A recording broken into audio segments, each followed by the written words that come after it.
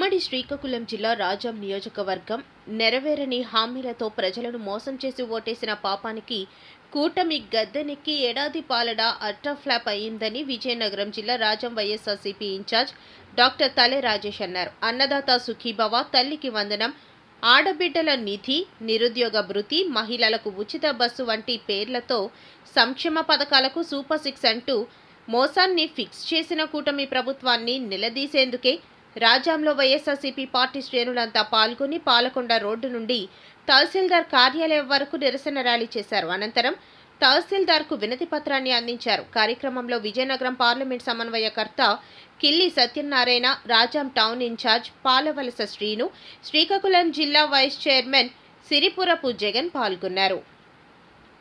చదవాలి అనే ముఖ్య ఉద్దేశంతో ఆనాడు జగన్మోహన్ రెడ్డి గారు పెట్టిన ఈ వ్యవస్థను నిర్వీర్యం చేసే దిశగా మన కూటమి ప్రభుత్వం ఉంది ఈరోజు. అలానే విద్యార్థులకు ఫీజు రీయింబర్స్మెంట్ లేదు, కార్పొరేట్ విద్యకు అందించాలని ఒక సదుద్దేశంతో ఇచ్చిన విద్యను కూడా ఈరోజు చదువుకోలేని పరిస్థితి. రైతుల విషయానికి వస్తే రైతు భరోసా ఆగిపోయి చాలా కాలం అయింది. రైతులకు కన్నీళ్లు మాత్రమే మిగిలాయి. అలానే అప్పుల బారి చూస్తే మన రాష్ట్రంలో ఇప్పటిదాకా తీసుకున్న అప్పులు 1,50,000 కోట్ల రూపాయలు.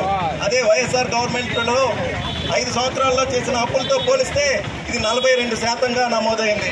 అంటే 42% సంవత్సర కాలంలోనే మీరు వాడారని అంటే మిగిలిన 5 సంవత్సరాలకి కలిపితే 2.5 కోట్ల పైగా, లక్షల పైగా మీరు ఈరోజు ప్రజలకు దోపిడీ చేసే పరిస్థితి ఉందని ఈ సందర్భంగా తెలియజేసుకున్నాను. అలానే వాళ్ళ భూములు మాత్రమే ఉన్నాయి. ఎంతసేపు అమరావతి అంటారు, కానీ వర్షం వస్తే అమరావతి మొత్తం నీటమయం అయిపోతుంది. సంపద సృష్టిస్తామని అంటారు. నాకు తెలిసి సంపద ఎలా సృష్టిస్తారంటే అమరావతిలో బోట్ షికారు పెడితే వచ్చిన డబ్బుతో సంపద సృష్టించవచ్చని నేను అనుకుంటున్నాను. అలానే ఇదే రోజున అబద్ధపు హామీలు ఇచ్చి కూటమి ప్రభుత్వం గద్దెనెక్కింది. అబద్ధపు హామీలు ఎందుకన్నానంటే ఈరోజు చూసుకుంటే ఏ ఒక్క హామీని కూడా నెరవేర్చలేని దుస్థితిలో కూటమి ప్రభుత్వం ఉంది. దాన్ని కప్పిపుచ్చుకోవడానికే ఒక పక్క డైవర్షన్ పాలిటిక్స్, ఒక పక్క రెడ్ బుక్ రాజ్యాంగాన్ని అమల్లోకి తీసుకొచ్చిన సందర్భం మనంతా చూస్తున్నాము. దానికి అనుగుణంగా ఈరోజు ప్రజలకు చేసిన అన్యాయానికి, వెన్నుపోటుకి ఒక గుర్తుగా ఈరోజు మా అధినాయకుడు, మా ముఖ్యమంత్రి జగన్మోహన్ రెడ్డి గారు ఇచ్చిన ఆదేశాల మేరకు ఇక్కడ వైఎస్ఆర్ కుటుంబ సభ్యులందరూ కూడాను ఇక్కడికి వచ్చి ఈ రకంగా మేము నిరసన కార్యక్రమాన్ని చేపట్టడం జరిగింది. అలానే ఏదైతే మీరందరూ భయపెట్టాలని చూస్తున్నారో దానికి ఇక్కడ ఎవ్వరూ భయపడరు అని సందర్భంగా తెలియజేసుకుంటున్నాను. మీరు పేద ప్రజల్ని మోసం చేశారు, రైతుల్ని మోసం చేశారు, కరెంటు ఛార్జీలు పెంచారు, అలానే దోపిడీ చేస్తున్నారు. ఒక పక్క శాండ్, ఒక పక్క వైన్, ఇవన్నీ కూడాను ఒకప్పుడు ప్రభుత్వం చేపట్టిన కార్యక్రమాలు. ప్రభుత్వంకి ఖజానాకి వచ్చిన ఆదాయాన్ని మీరు జోబులు నింపుకోవడానికి ఈరోజు వాడుకుంటున్నారని సందర్భంగా తెలియజేసుకున్నాను. అలానే శ్రీవారి జోలికి వచ్చారు, లడ్డు అన్నారు, మీకు వెంటనే దేవుడు ముట్టికాయలు వేశాడు. సుప్రీంకోర్టు కూడా ముట్టికాయలు వేసిన సందర్భం ఉంది. మీరు చేసిన తప్పుదాల వలన భక్తులు ఎంతోమంది చనిపోతున్నారు. హిందూ ధర్మం పరిరక్షిస్తామని అంటున్నారు, కానీ భక్తులు చనిపోతే ఎవ్వరూ మాట్లాడడం లేదు. ఈరోజు మనుషుల్ని పక్కన పెట్టండి, మన శ్రీకూర్మంలో టాటాయిస్ని అంటే వాటిని కూడా సంరక్షించడానికి మీకు టైం లేకుండా పోయింది, డబ్బు లేకుండా పోయింది. చాలా సిగ్గుచేటు. ఇదే కాకుండా దళితుల మీద, మైనార్టీల మీద మీ ప్రతాపం చూపిస్తున్నారు. ఎంపీల మీద, చివరికి ఐపీఎస్ ఆఫీసర్లను కూడా, ఎవరైతే సంజయ్ గారు అయితేనేమి, సునీల్ కుమార్ గారు అయితేనేమి, వాళ్ళ మీద కూడా మీరు ప్రతాపం చూపించి వాళ్ళని రోడ్డు మీద నిలబెట్టిన సంఘటనలు ఈరోజు చూస్తున్నాము. అలా ప్రతి రంగంలోనూ మీరు వైఫల్యం చెందుతూనే ఉన్నారు.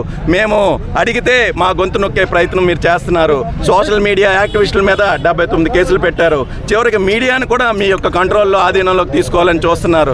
ఏదైతే ప్రత్యక్ష ప్రసారాలు ఉన్నాయో వాటిల్లో సాక్షి ఛానల్ని, TV9ని, వీటిని ఆపి మీరు మరింత దిగజారే పని చేశారని సందర్భంగా తెలియజేసుకుంటున్నాను.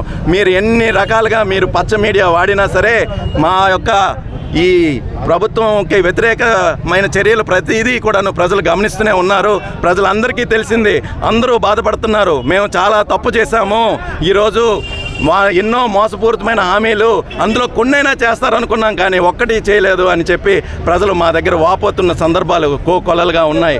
అలా రానున్న రోజుల్లో కూడా మేము ఇలానే ప్రశ్నిస్తాం. మీరు ఎన్ని గొంతులు నొక్కుతారో నొక్కండి, కానీ చివరికి వైఎస్ఆర్ కాంగ్రెస్ పార్టీ ప్రతి కార్యకర్త గొంతు విప్పే రోజు వస్తుంది, ప్రతి ప్రజలు మాట్లాడే రోజు వస్తుంది. దానికి మీరు సిద్ధంగా ఉండండి. ఎవరైతే అధికారులు ఉన్నారో ఈరోజు ద్వంద్వ ప్రమాణాలు పాటిస్తున్నారు, వైఎస్ఆర్ కాంగ్రెస్ పార్టీ కార్యకర్తల మీద ఇష్టం వచ్చినట్టు కేసులు పెడుతున్నారు, అన్నీ కూడాను మేము గుర్తుపెట్టుకుంటాం. ప్రతి దానికి కూడాను బదులు తీర్చుకుంటాం. ప్రజాకోర్టులో మిమ్మల్ని నిలబెట్టి మిమ్మల్ని దోషులుగా మేము దోషులుగా నిలబెడతామని ఈ సందర్భంగా తెలియజేసుకుంటూ ఇక్కడికి వచ్చిన ప్రతి ఒక్కరికి కూడాను పేరు పేరున నా ధన్యవాదాలు తెలియజేసుకుంటూ సెలవు తీసుకుంటాం.